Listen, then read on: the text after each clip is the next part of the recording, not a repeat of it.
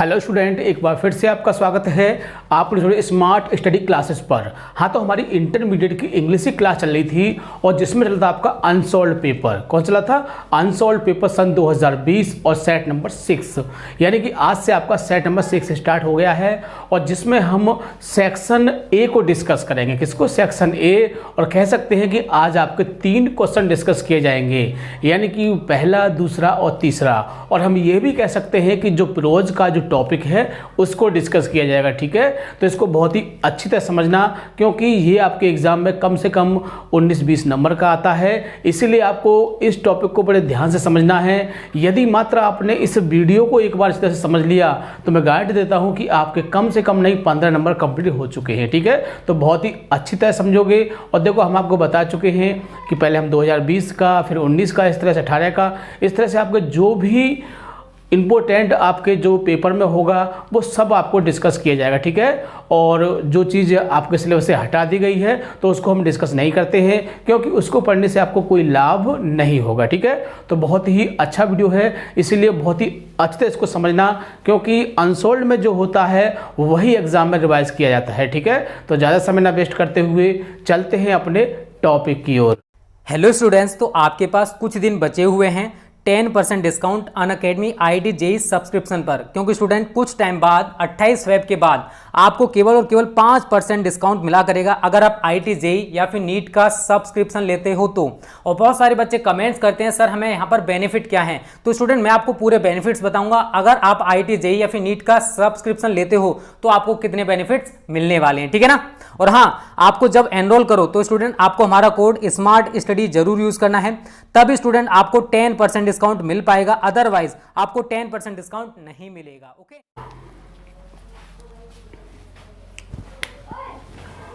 Unsolved paper सन 2020, यानी कि क्या चल रहा है आपका? अनसॉल्व पेपर सन 2020 और सेट नंबर चल रहा है आपका 6 और सेक्शन ए कह सकते हैं। और पार्ट है आपका पहला। कौन सा पार्ट है? पहला, यानी कि क्लास 12th इंग्लिश। तो कह सकते हैं कि 12th क्लास, यानी कि 12th क्लास की इंग्लिश की क्लास चल रही थी और जिसमें चल रहा था आपका, क्या चल रहा था? Unsolved paper. ठीक है, तो आज हम क्या डिस्कस करेंगे आपका, यानी कि क्वेश्चन नंबर पहला और क्वेश्चन नंबर आपका दूसरा और क्वेश्चन नंबर तीसरा। यानी कि आज की वीडियो में आपको 3 क्वेश्चनों को डिस्कस किया जाएगा। पहले भी हम कर चुके हैं। ठीक है, तो इसको आप बहुत ही अच्छी तरह समझोगे, क्योंकि जो पहला क्वेश्चन होता है वो आपका बहुत ही अच्छा क्वेश्चन होता है और उसमें 3 चीज़ पूछी जाती है। यानी कि पहला होता है रेफरेंस, फिर आपका कॉन्टेक्स्ट और फिर एक्सप्लेनेशन। तो तीनों चीज़ें बहुत ही महत्वपूर्ण होती हैं, लेकिन सबसे पहला टॉपिक जो होता है वो बहुत ज़्यादा महत्वपूर्ण होता है। यानी कि जो पहला टॉपिक होता है, जो रेफरेंस होता है, वो बहुत ज़्यादा महत्वपूर्ण होता है। यदि आपने रेफरेंस सही लिखा है और आपके कॉन्टेक्स्ट या एक्सप्लेनेशन में कुछ मिस्टेक्स हैं तो भी उनको इग्नोर कर दिया जाएगा, लेकिन आपका अगर रेफरेंस गलत है तो रियल में भले ही आपका जो कॉन्टेक्स्ट है और एक्सप्लेन को सही हो, लेकिन उस पर इतने मार्क्स प्रोवाइड नहीं किए जाएंगे। इसलिए आपको इस टॉपिक पर बहुत ही अच्छी तरह से फोकस करना है, यानी कि जो रेफरेंस है उस पर आपको बहुत ही ध्यान से समझना है। जब तक पैसेज को न पहचान लें उसको आगे नहीं जाना है। ठीक है, तो देखो, अगर आपके पास अनसॉल्व भी नहीं है तो भी आप बहुत ही अच्छी तरह से इसको समझ सकते हैं, बिल्कुल भी आपको दिक्कत नहीं होगी। ठीक है, तो देखो, इसमें आपके 2 पैसेज दिए हुए हैं और जिसमें आपका जो पहला पैसेज है वो आपका, यानी कि होम कमिंग जो चैप्टर है आपका, तीसरा चैप्टर कह सकते हैं, उससे लिया गया है। और यदि आप उसको थोड़ा सा पढ़ोगे तो समझ में आ जाएगा, पहचान में आ जाएगा ये होम कमिंग का है।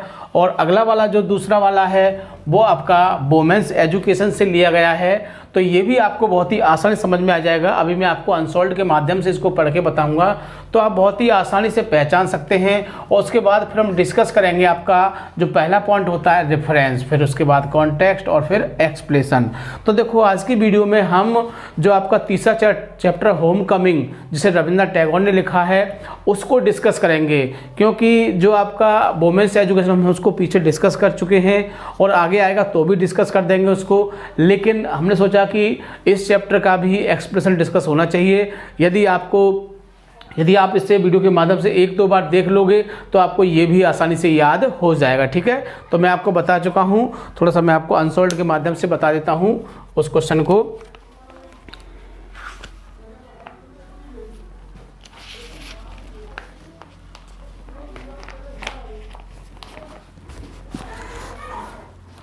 अनसॉल्व भी थोड़ा ख़राब सा हो चुका है, आई मीन फट गया है, वैसा कुछ नहीं है, ठीक है। बट हमें इससे क्या लेना, हमें तो उसे समझना है, पढ़ना है, ठीक है। तो देखिए इसमें सेक्शन ए में है explain with reference to the context any one of the following passage, यानी कि जो आपको निम्नलिखित पैसेज दिए उसमें से किसी एक का आपको क्या करना है, रेफरेंस लिखना है, कॉन्टेक्स्ट और एक्सप्लेनेशन लिखना है, ठीक है। तो कौन कौन से इसमें देखो, पढ़ के आप समझ जाओगे। In this world of human affairs there is no rose nuisance than a boy at the age of 14। देखो 14 साल का एक लड़का था, ही इज़ नाइदर, तो 14 साल का लड़का कौन था, वो फतिक था। तो आप समझ गए होंगे, इसको पहचान सकते हैं कि ये कौन सा चैप्टर हो गया। Not useful it is a possible is sore affection as the little boy and he is always getting in the way if he talks with a childish lips और and called baby and if. तो आप समझ गए होंगे कि कौन सा chapter है, तो ये आपका होम कमिंग का है। दूसरा वाला देख लेते हैं, you are living in an age when there are great opportunities. देखो अपॉर्चुनिटी, मौका आ गया, जो भी हमने थोड़े दिन पिछली वीडियो में आपको एक शॉर्ट क्वेश्चन लिखाया था। For women in social work, public life and administration, society require women of discipline mind are restrain manner. तो देखो समझ गए होंगे कि किसका है, ये वोमेन्स एजुकेशन का है। तो देखो वोमेन शब्द आ गया इसमें, और देखो इसमें सोसाइटी शब्द आ गया है, और डिसिप्लिन माइंड, अपॉर्चुनिटीज़, एडमिनिस्ट्रेशन, बहुत सारे वर्ड ऐसे आ गए हैं। एजुकेशन शब्द आ गया, गर्ल एजुकेशन। तो बहुत ही आसानी से आप इसको समझ सकते हैं, आपने इसको पहचान लिया। अब देखो हमने इसमें कौन सा डिस्कस किया है, हमने इसमें आपका जो तीसरा चैप्टर है आपका होम कमिंग, उसको डिस्कस किया है, ठीक है। तो देख लेते हैं इसको।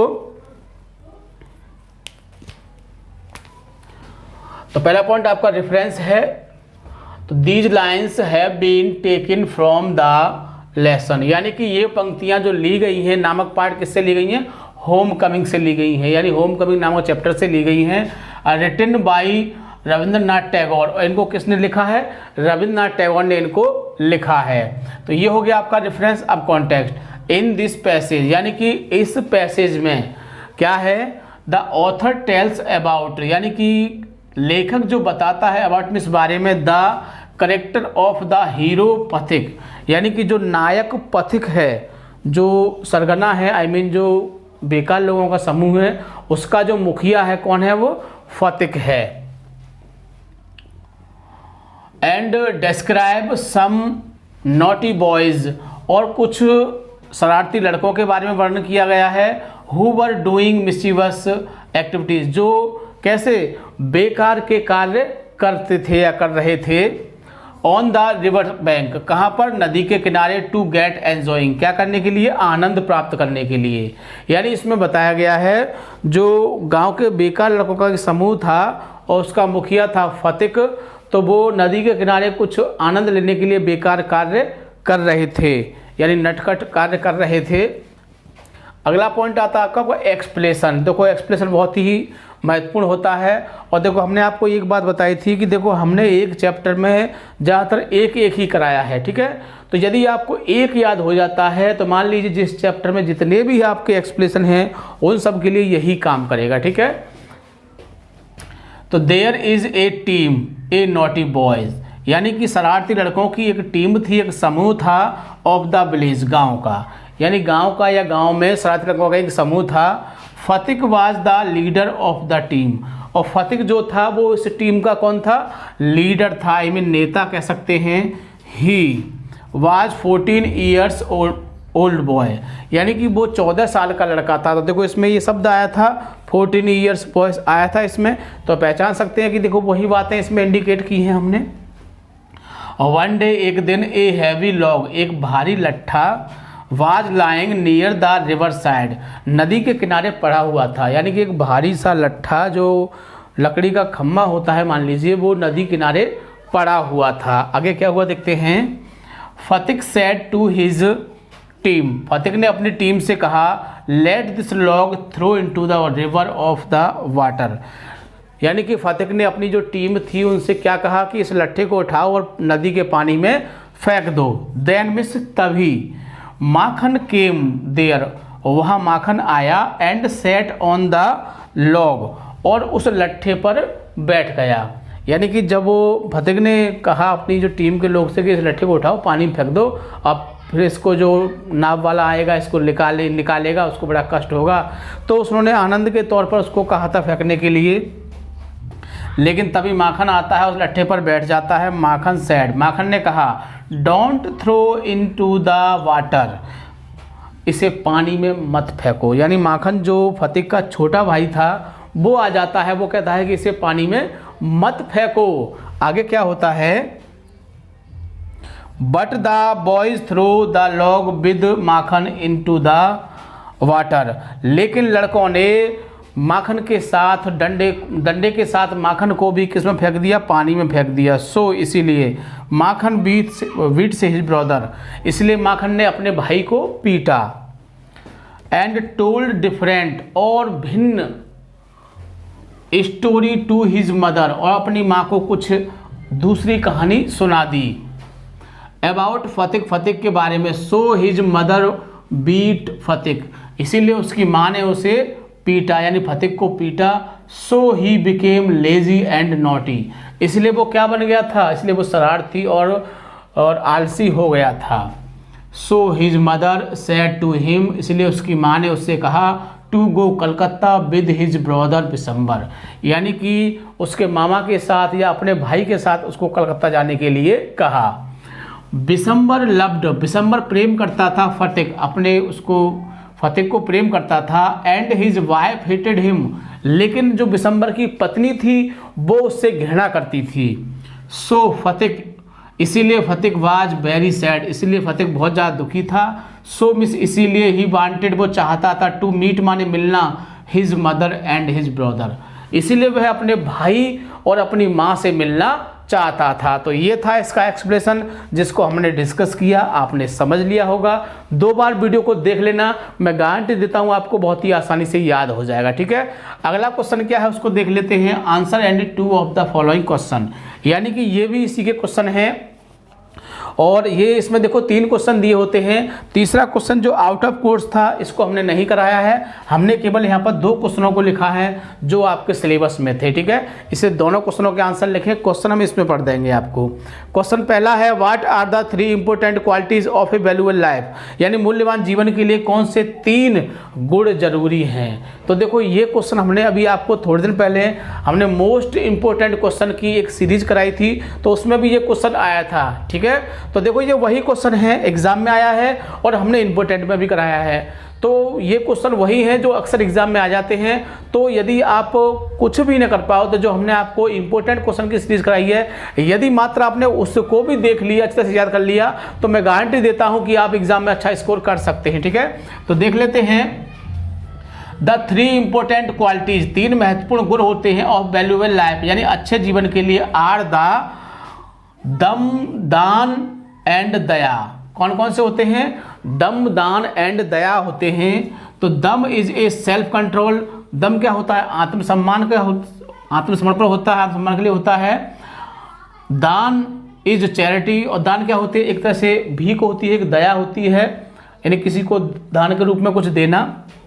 एंड दया मीन्स कंपैशन, और दया क्या होती है, कंपैशन यानी कि भावना, संवेदना कह सकते हैं। तो इस तरह देखो तीनों चीज़ों को हमने डिफाइन कर दिया है, बहुत ही अच्छी तरह से आपको समझ सकते हैं। वैसे आपने जो वीडियो देखा होगा उसमें भी आपकी समझ में आ गया होगा। अगला क्वेश्चन देखिए, ये क्वेश्चन भी हमने उसमें डिफाइन किया है और इस क्वेश्चन को हमने उसमें दिया था।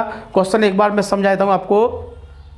What do you understand by social service as religious duty, यानी कि what do you understand, तुम क्या समझते हो, तुम क्या समझते हो why social service, किसके द्वारा, सामाजिक सेवा, और क्या है आपका एज रिलीजियस ड्यूटी, कैसे होती है, क्या वो धार्मिक कर्तव्य हो सकती है, यानी कि समाज सेवा को धार्मिक कर्तव्य माना जा सकता है। यानी कि अक्सर देखा है कि लोग धर्म के कार्य को तो बहुत अच्छी तरह से करते हैं लेकिन समाज सेवा के कार्य को अच्छी तरह से नहीं करते हैं। लेकिन इसमें हमें ये बताना है कि जो समाज सेवा है वो हमको धार्मिक कर्तव्य के रूप में श्रद्धापूर्वक करनी चाहिए। ठीक है, तो देख लेते हैं इट मीन्स, इसका आशय है या इसका मतलब है, दैट मीन्स कि वी शुड डू, यानी कि हमें करना चाहिए या करनी चाहिए सोशल सर्विस, समाज सेवा, हमको समाज सेवा करनी चाहिए विद द सेम फेथ, यानी कि समान श्रद्धा के साथ करनी चाहिए,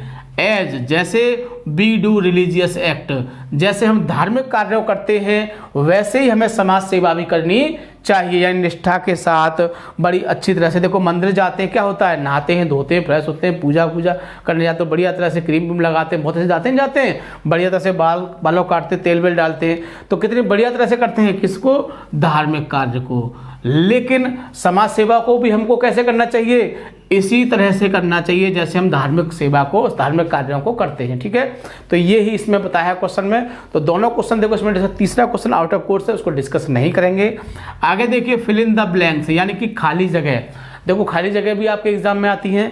अब इसमें अभी देखो कुछ आउट ऑफ कोर्स थी, लेकिन हमने इनमें इस चारों को ही करा देंगे आपको। ठीक है,